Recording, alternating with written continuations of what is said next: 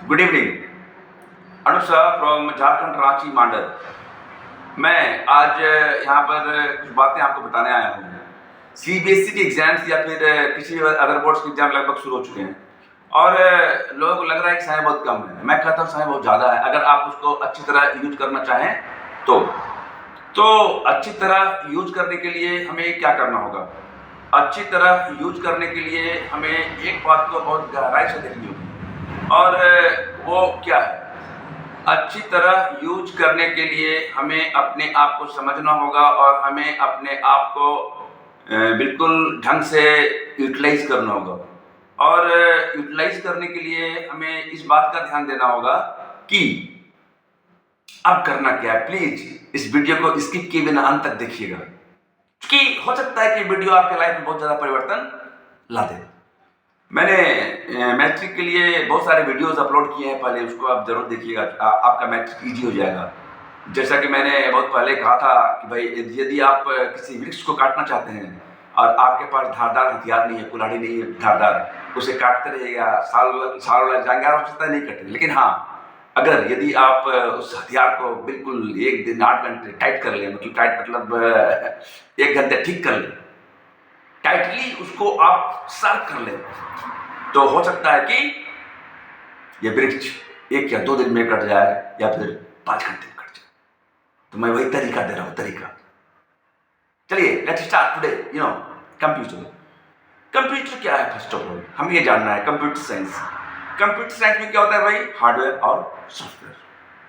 Hardware और software. Hardware जो कि आपको दिख रहा है, मशीन, एंड सॉफ्टवेयर एप्लीकेशन जिसको आप यूज करते हैं, C plus plus, Java, lots of thing यार।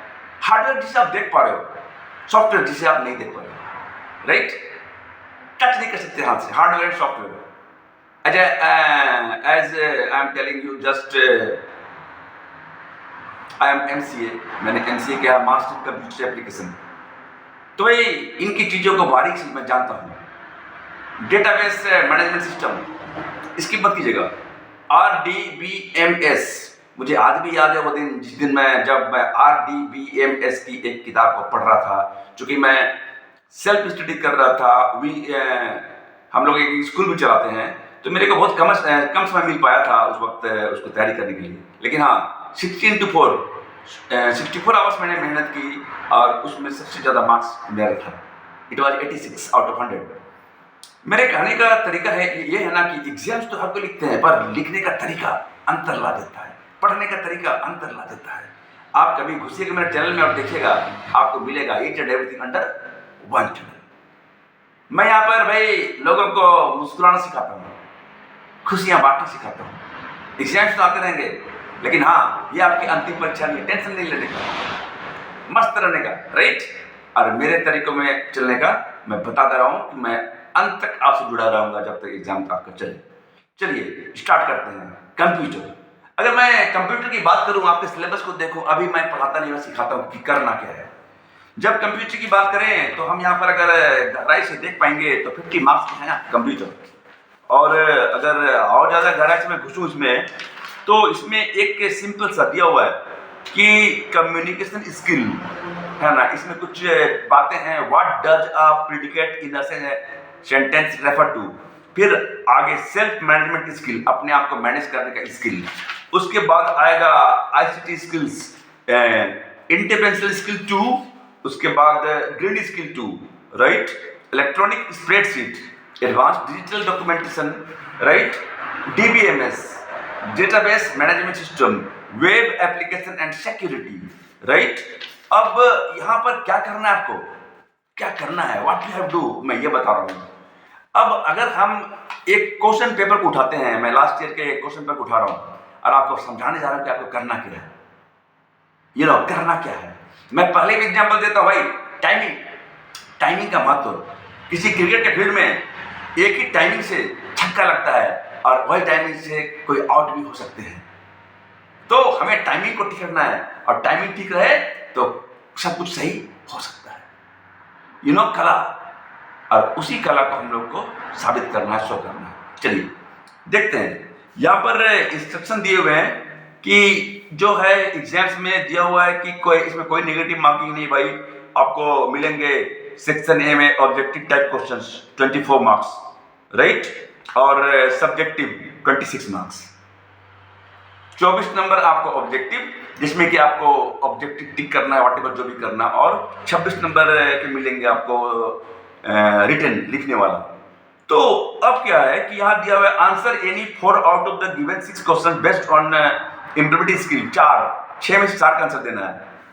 अब आप यहाँ पर देख रहे हैं आपका इसका यहाँ पर ये भी दिया हुआ है, क्वेश्चन आंसर सब दिया हुआ है, और उसके बाद आप आते हो ये सेक्शन बी में सब्जेक्टिव टाइप क्वेश्चन, जैसे कि what is self awareness, also give any 2 benefits of self awareness, give 1 example is the following stress causal agents there for students, mental, social. तो आप उसको किताबों में पढ़े होंगे। और ऐसे भी मतलब एक बात मैं आपको बताऊंगा बहुत ही सटीक होगा, राइट।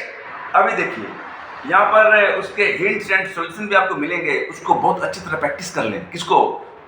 क्वेश्चन के जो क्वेश्चन दिया हुआ है ना, उसके पेपर को हल करें खुद से, सेल्फ असेसमेंट कीजिए। आप देखिए अंतर कितना आ जाएगा। वही अंतर मैं पैदा करता हूँ, मैं इसी के लिए हूँ। अब रही बात एक कि यहाँ पर जैसे कि सबसे पहली बात, किसी भी क्वेश्चन के आंसर को छोड़ना नहीं है। आपने 24 क्वेश्चन हल कर लिए, चलिए मैं आ रहा हूं सीधे ऑब्जेक्टिव में, उसके बाद घुसता हूं सब्जेक्टिव में।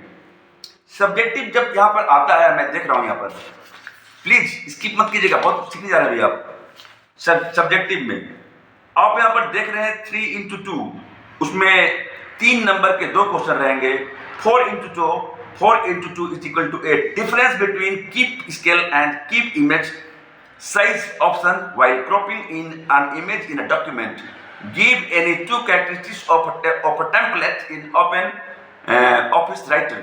Why do we need to merge worksheets? What is primary key? Explain the term WAN. Identify the following network internet connectivity as wired or wireless.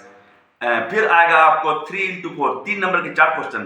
Explain the following terms with respect to position and graphics in document, arrangement, text wrapping. Okay, distinguish between the following with respect to spreadsheet, explain any 4 types of DBMS। Okay, तो करना क्या है, यहाँ पर जो answer दिया गया है, जहां तक मैं देख रहा हूं, सपोज कीजिए कि आप एक क्वेश्चन को उठाते हैं 19, explain any 4 data types of DBMS। 4 तरह का यूज करना है, क्लियर।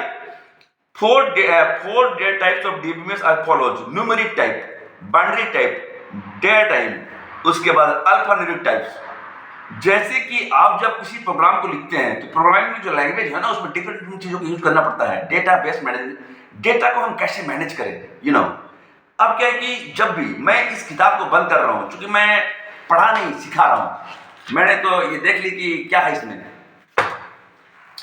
करना क्या है। सबसे पहले आपने किताबें पढ़ ली, समय कम है।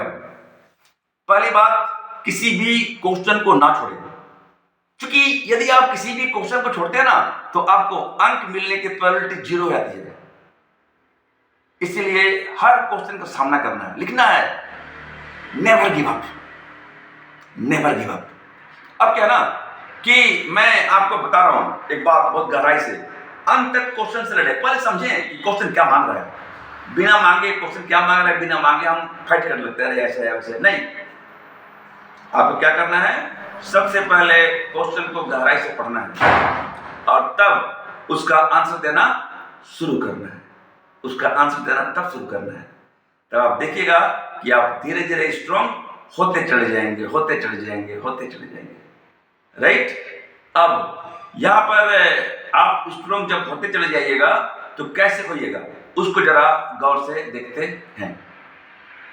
सबसे पहले मैंने पहले भी कहा था कि भाई आपके बुक्स हैं, उस बुक्स में आपने क्या कीजिए, हाइलाइटर से हाईलाइट कर लीजिए सबको स्पीडली। पहला 10 टाइम रिवीजन टेक्निक, हाईलाइट कर लिया।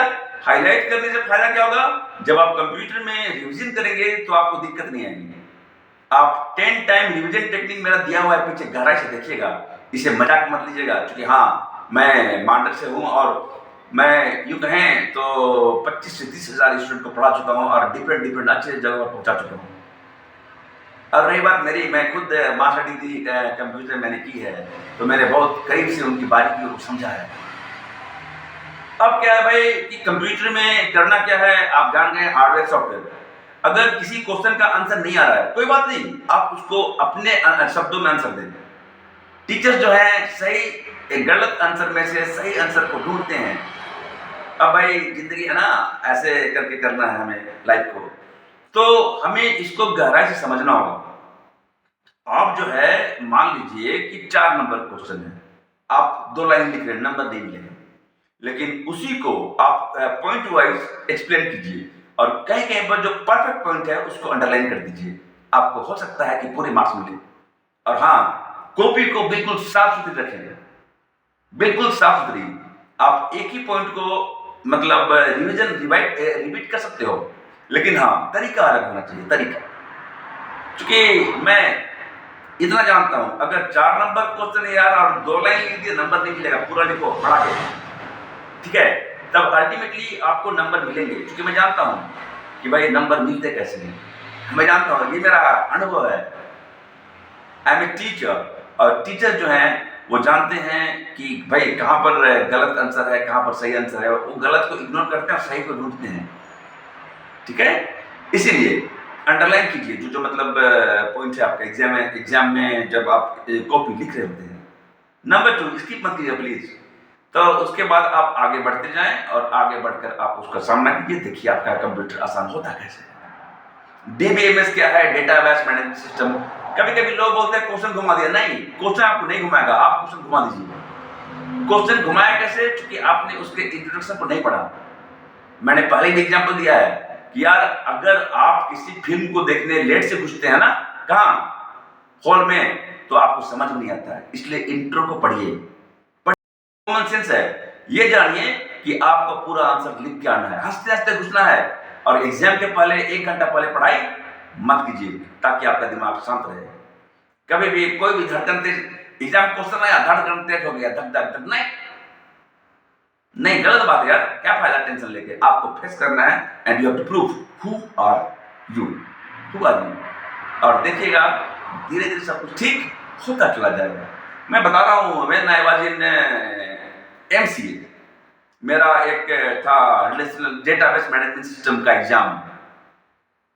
अब है कि भाई वो बहुत ही मोटी बुक थी, लेकिन मैं स्ट्रिक्टली पढ़ता गया, उसके नसों को पकड़ता गया कि कहाँ पर है, कैसे है दिक्कत। क्योंकि उस वक्त मेरे को पढ़ने का समय नहीं मिल पा रहा था,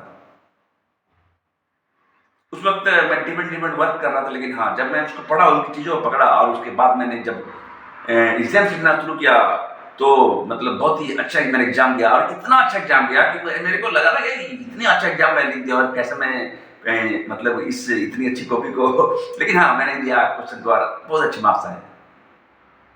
2 क्वेश्चंस के बीच में 1 लाइन की दूरी छोड़े, 1-2 लाइन की, एकदम सटा के ना लिखें। 1 A B C D E को आप बैरिकेडिंग करें, बैरिकेडिंग कीजिए और आगे बढ़िए लाइफ में। बैरिकेडिंग करना है और जिंदगी में आगे बढ़ना है। आप देखिएगा कि आपका एग्जाम अच्छा आता कैसे नहीं। 2-4 प्रैक्टिस सेट को बनाएं। अब प्रैक्टिस सेट के बारे में एक बात बोलना चाहूंगा। आप बोलिएगा कि सर 15 सेट दिया हुआ कैसे बनाएं। मेरा कहना है कि आपने किताब पढ़ ली, ओके, अंडरलाइन कर ली, हाईलाइट कर ली। हाईलाइट क्यों किया? हाईलाइट इसलिए किया क्योंकि आप यदि हाईलाइट करते हो तो वो आपको ज्यादा लंबे समय तक याद रहता है। पिक्चर इफेक्ट, कलर इफेक्ट, और ये चीज आप कर लिए। उसके बाद मेरा 10 टाइम रिविजन टेक्निक दिया हुआ है कि कैसे पढ़ना है। पहले हाईलाइट करना है, फिर गहराई से पढ़ना है, फिर थोड़ा लिखना है। आप देख लीजिएगा, पहले दिया हुआ है ना। और उसके बाद जब क्वेश्चन सेट आप हल कर रहे होते हैं तो 1-2 हल किया, ओके, उसके बाद अगला को हल नहीं कर पा रहे हैं, लेकिन आप देखिए कि क्या कोई क्वेश्चन उसमें ऐसा है जिसका आप आंसर नहीं दे पा रहे हैं। नहीं दे पा रहे हैं ना, तो उसको फोकस कीजिए, उसको फोकस कीजिए, और उसके बाद उसमें टिक लगाइए और उसको पढ़िए। ये होता है तरीका। स्मार्ट वर्क, हार्ड वर्क नहीं। कंप्यूटर कुछ भी नहीं है, बस एक बार सच्चे मन से, सच्चे दिल से आप वहाँ स्टडी कीजिए। मैं चाहता हूँ कि आप बिल्कुल सही तरीके से एग्जाम लें, स्ट्रेस को मत लें। क्योंकि स्ट्रेस लेने से कुछ नहीं होगा, नथिंग, कुछ भी नहीं होगा स्ट्रेस लेने से। और स्ट्रेस मत लीजिए, हंसते रहिए, मुस्कुराते रहिए, खुश रहिए। एग्जाम का प्रेशर मत लीजिए, एकदम बिंदास, पढ़ते मत रहिए, थोड़ा म्यूजिक सुन लीजिए, थोड़ा सा घूमिए टहलिए, उसके बाद लेकिन हाँ घर में ज़्यादा नहीं। अभी आपको प्रैक्टिस करना है ना, पानी पीजिए, पानी ज़्यादा पीजिएगा, पानी ज़्यादा पीजिएगा। और एग्जाम्स लिखने के पहले थोड़ा सा कम खा कर जाइएगा, ताकि आपके ब्लड का सर्कुलेशन जो है ना माइंड में होता रहे और आप बढ़िया एग्जाम दें। हंसते हंसते घुसिए, हंसते हंसते निकलिए, यही लाइफ है, यही एग्जाम है। हंसते रहिए, मुस्कुराते रहिए, खुश रहिए और खुशियाँ बांटिए, यही जिंदगी है, यही जिंदगी है। और याद रखिएगा, इट इज नॉट, ये मतलब जो है ये आपकी अंतिम परीक्षा नहीं है, it is just a beginning. Tension नहीं लेना है, बिंदास रहिए। आपने अपनी मेहनत की, नंबर को छोड़ दीजिए ऊपर वाले के हाथ में। और सिर्फ नंबर ही मायने नहीं रखता है, ठीक है, सिर्फ नंबर ही मायने नहीं रखता है। नंबर भी मायने रखता मान सकता हूँ, लेकिन नंबर ही मायने नहीं रखता। और कभी भी आप अगर सच्चे दिल से मेहनत करें, लगन करें, तो ऊपर वाले आपका साथ देंगे।